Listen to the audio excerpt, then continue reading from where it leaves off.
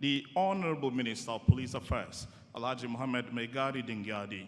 Distinguished ladies and gentlemen, please put your hands together for the Honorable Minister as he comes up here to make his remarks. Thank you.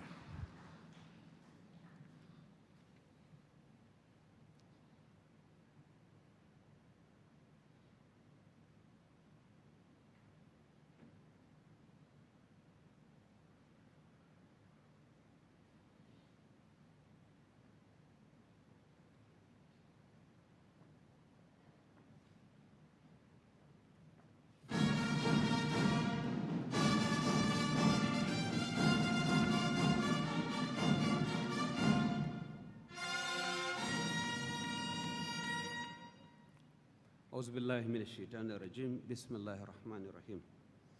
Your Excellency, the President of the Federal Republic of Nigeria, Muhammadu Buhari, GCFR, Your Excellency, our host governor, the Governor of Imo State, Your Excellency, the Executive Governor of Yobe State, Your Excellency, the Chief of General Staff and other service chiefs are present, the Inspector General of Police, distinguished invited guests, ladies and gentlemen. I'm highly elated to be part of the convocation of critical policing minds here today in Owerri, Imo State, to brainstorm, share thoughts, and acquire fresh insights on the best strategies for internal security, in addition to reviewing policies and plans towards ensuring success of the 2023 general elections. This highly important conference with the theme, The Imperative of a Nigerian Police Strategic Plan for Peaceful Elections, is coming at a time when our dear country is entering another round of electioneering activities, culminating in general elections in the first quarter of the 2023, when Nigerians will decide on the personalities to elect as leaders to promote our shared vision for security, peace, and prosperity. May I therefore salute the dexterity of the Inspector General of Police, Al-Ali Baba Usman, and his management team for organizing this event to deepen institutional capacity of Nigerian police to build on the gains recorded in sustaining democracy in Nigeria since the beginning of the Fourth Republic in 1999. Democracy worldwide thrives on strong institutions like the police, the electoral umpire, and the judiciary. This underscores the imperative of the Nigerian police reviewing its achievements in the various previous elections nationwide and evolve new strategies for improved performance with regards to improving security, safety, and a peaceful environment before, during, and after upcoming general elections early next year. Let me at this juncture reiterate Mr. President Muhammadu Buhari's administration's commitment towards building a strong and committed policing institution with the requisite logistical leverage that will ensure free, fair, and credible elections at all times. This has been amply demonstrated by the government's strong focus on retailing policing infrastructure and implementing enhanced welfare packages for police personnel despite the challenging economic concerns.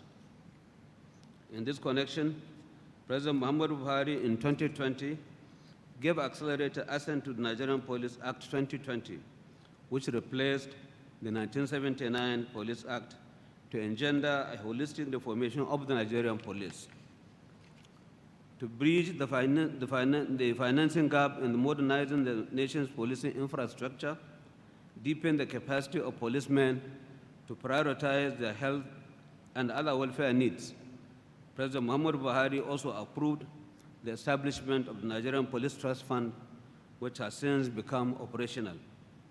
The Nigerian Police Trust Fund has commenced interventions through the building of policing infrastructure, supply of vehicles, arms and ammunition, bulletproof vests, protective helmets, medical items, as well as the capacity building and construction/renovation of residential and office accommodations, to mention just a few. At the ministerial level, a lot has been achieved through policies and programs with the overall objective of building a strong, efficient, reformed, and people-friendly police to stimulate the needed economic growth in a safe and secure environment. It is imperative at this point to also announce that work has reached advanced stage to give legal framework to police training institutions as part of ongoing reform and strategy to reposition them for enhanced efficiency, particularly in building the capacity of the cadet officers. At this juncture, I would like to take this opportunity to call on the leadership of the Nigerian police to see persistent call for creation of state police as a persuasive desire of the federating units to enjoy a more robust policing at the subnational levels. Therefore, this should inspire you to work harder towards meeting the expected global best policing standards in order to earn citizens' trust, support, and confidence in the present arrangement. Policing as a pivot upon which all forms of civil society revolves cannot afford to be politicized or deployed wrongly as feared in certain quarters, going by the recent experience of intolerance and domineering tendencies of political actors in some states. While government continues to advance technology and intelligence-led policing, the role of citizenry in winning the war against criminalities cannot be overemphasized. This, therefore, calls for a more positive attitude on the part of the rank and the file of the police in order to gain confidence of Nigerians and therefore making them their dependable partners in the task of securing the nation.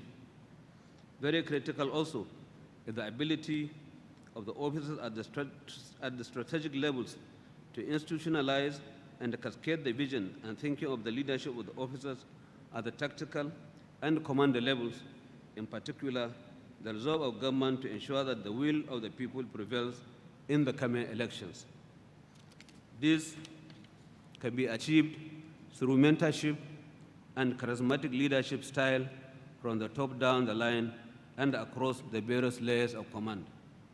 I'm persuaded that with the quality of resource persons, facilitators that will be engaged at this conference, the ensuing conversations will generate the needed impetus for our robust policing as electioneering activities gradually inch towards the polls in a few months to come.